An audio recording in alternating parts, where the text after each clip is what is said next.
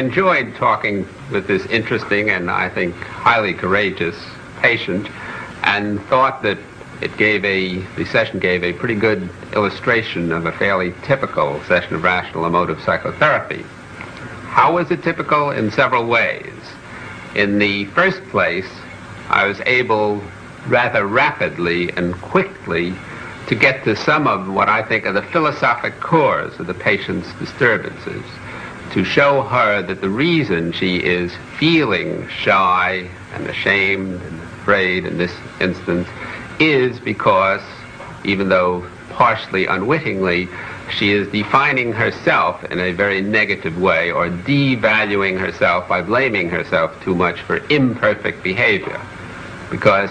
perfectionism is the root of most human evils, and she was showing some fairly typical perfectionistic notions. So very quickly, as is usually done in rational emotive psychotherapy, we skip some of the asides, we skip going back into the history, as some of the psychoanalysts do, and we skip some of the transference relations between us and the patient, and we skip some of the nonverbal expression. Not that we think these things are quite unimportant, but we think they're of relatively little relevance to the basic core of the patient's disturbance, which is her philosophy of life. And typically, again, this patient showed both anxiety and low frustration tolerance, which most patients showed, and these were intertwined, and again, very usually, she was then beating herself over the head, blaming herself, condemning herself for feeling these kinds of feelings. Now, she did not see very clearly, at least I thought so at the beginning of the session, exactly what declarative sentences and exclamatory sentences she was telling herself to create these feelings, and I endeavored to show her some of these sentences and what could be done about it. And among other things, I also, though briefly, because this is just one brief session, tried to give her a homework assignment that she could go and get her teeth into and actively try to do, to de-propagandize herself by going out and taking risks, which normally up to now she hasn't been taking that much of. It's interesting to note that, again, quite typically in this session, although I was attacking fairly vigorously the patient's attitudes or philosophies, she did not feel an attack on her. She felt that I was supporting her, if anything, and she ended up, I thought, rather optimistically feeling that I had given her several ideas of what she could do in the future. Again, rather typically in this session, I kept persuading the patient and attacking her ideas and showing her that her philosophy of life not only was such and such, but that if she stuck to this kind of philosophy, she had to get negative and self-defeating results from it. And then I kept persistently going on, even though at times she became defensive and wasn't quite accepting by any means what I was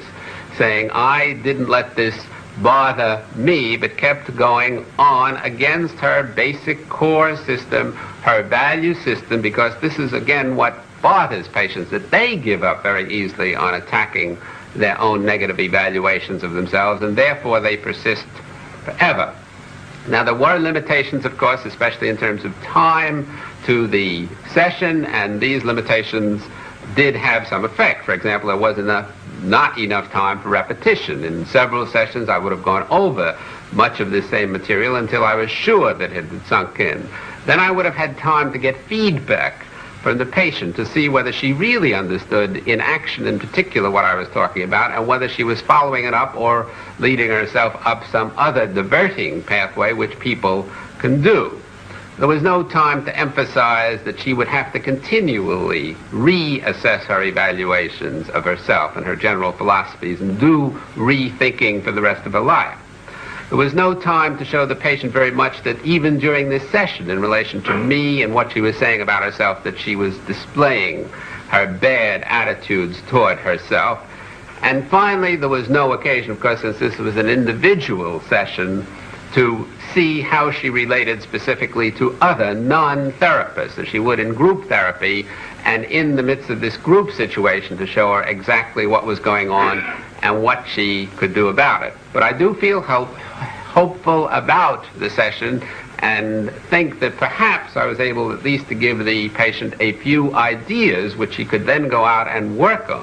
on her own, because unless patients do work themselves with the material that we therapists give them in psychotherapy, nothing eventually happens. It isn't any magic that we have for them, but we can give them certain catalytic ideas and influences which then, if they work and practice at, will do them good for the rest of their lives.